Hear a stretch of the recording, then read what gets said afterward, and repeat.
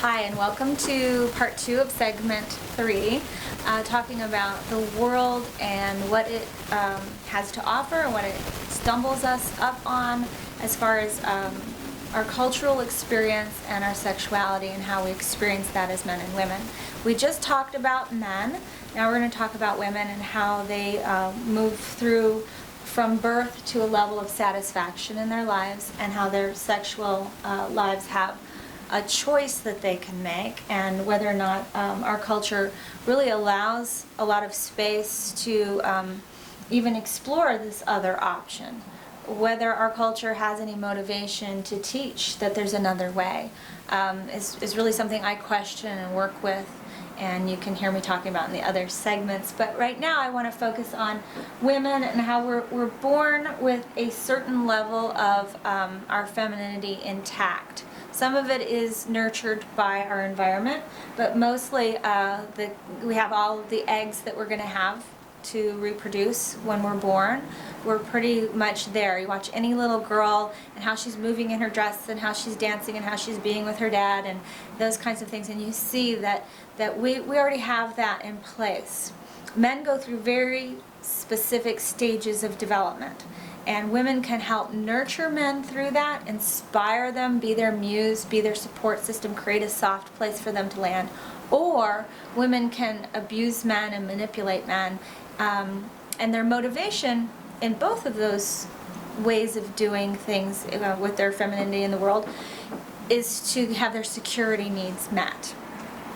So if a woman's not having her security needs met fully, she will move into using her sex, her commodity, our main thing that we have that has value.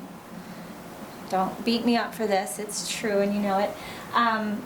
We'll use that, and so we start using sex as a weapon, sex as a way to get even an illusion of our needs met. So we're moving down this road that the world offers us to a place of dissatisfaction, depression, shutdown. And even the most seemingly open woman, a prostitute, let's say, seems to be very sexually open, is definitely in a place of shutdown with her sexual energy. She has to compartmentalize that. Women in everyday life feel like they need to compartmentalize this because they're not getting their needs fully met, and they think, I have to hoard up this energy so that I have enough available to take care of my children, my commitments in the world. And it's just not true. It's the big lie. So using your femininity to manipulate to get your needs met puts you down this road where you're going to have a diminishing return. And your life force will slow down. You'll prematurely age. You will not connect fully. Depression, anger, all of those things happen here if you choose this road. Well, the world doesn't offer a whole lot of other options when you think about it. Where are you going to go and learn about this other route, this uplifting, this empowering, this anti-aging space that you can move in with your feminine energy? We need men to lead us to this. So as women, we have to lend men our encouragement, our support, everything we have, so that they can then lead us, lend us their masculinity, and lead us to a more satisfying, fulfilling sexual life that brings energy, brings power, brings a sense of peace. For women, when we're born, moving through our femininity, it's a much shorter, if you look at the diagram I drew about the men's animal, primal, biology-driven phase of development, ours is much shorter. We have to be ready to take care of babies much sooner, even if they aren't our own babies. In the tribe, young girls have to be ready to take care of our sister's baby, our mother's new baby, that sort of thing. So our stage of development is not in distinct and long stages like men's masculinity develops in. We've got to be pretty quickly ready for that.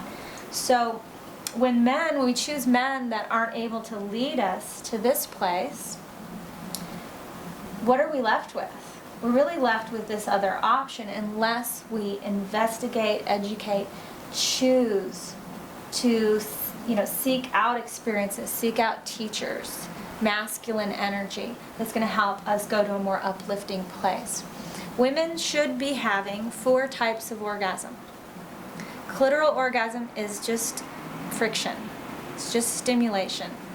Vaginal orgasm is an emotional release. So the vaginal vault is pretty much like shoe leather. It's not very sensitive at all. What makes it sensitive and what makes sex so fulfilling when you have a vaginal release is when you're penetrated with an intention, with consciousness, with a man being there for you, breathing with you, syncing up with you, so that all those little trigger points, like when you get a massage and you find there's a knot, and the massage therapist might say, oh, there's a trigger point, there's a knot in your muscle. It's a spot where you're holding on to a bunch of tension. Our vaginal vault fills up with these points of tension, all these little girl things that are needing to be released and let go of. So as he's moving through, finding one of those spots, you can be, no, that's uncomfortable. That's too uncomfortable.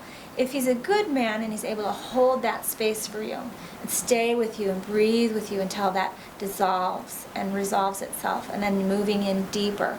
Now your pH balance is coming into a place of openness, and all of those emotional holding patterns in the vaginal vault can release, allowing not only a vaginal release and a clitoral release, but a full body release. Now the ultimate is the cervical orgasm.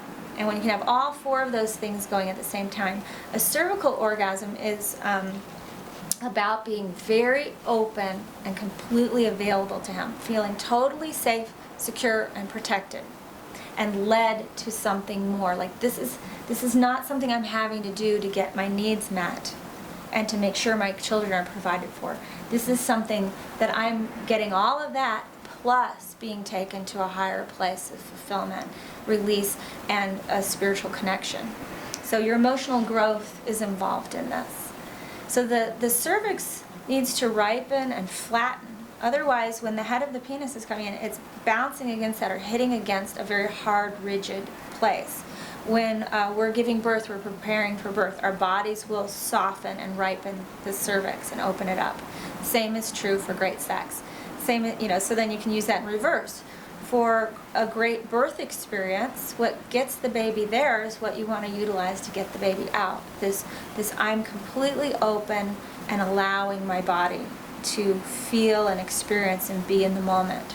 So the more present he is, the more he's leading you in this love and in this desire for you to have more genuinely, you're able to fully open to him and realize some things. So there's going to be a level of realization that happens here, matching up your masculine and your feminine polarity, actualizing that and having that be this very powerful thing, like a superconductor. Bam! When you're coming together, that creation energy, you're splitting atoms, you're serving a higher good when you come together. And that leads to being able to go into a place where, I've heard this before, God's people should be having better sex than anybody. So a truly spiritually oriented person would then want to connect with divinity through everything they're doing, whether they're painting a wall or driving their car or parenting their children. But definitely when you're exercising this gift of your creation energy coming together and commingling with your opposite, that balances you and brings you into harmony. So the goal of sex now can be moving to this very uplifting, very energizing place. This gives you energy. It doesn't drain you. It's not a chore. It's not a task that you see as, I have to do this piece and I really have to reserve energy to be able to have this time to be available for myself and my husband and my sexuality. To really enjoy it and be finding a level of freedom and satisfaction in it is the goal. So if you're not feeling that, you're on this diminishing return side. Do the things you need to do to get back to here and start moving up here. And there is so much available. Our studio has a system in place coaches, people that are here to support you in that. But there's lots of other ways to do this journey. I did it. I was highly committed to figuring this out. I didn't want to be in a sexually dead, drudgery kind of situation. I wanted to reverse aging and be youthful and vibrant much longer in my life than just a few short years. I wanted to be able to give to my children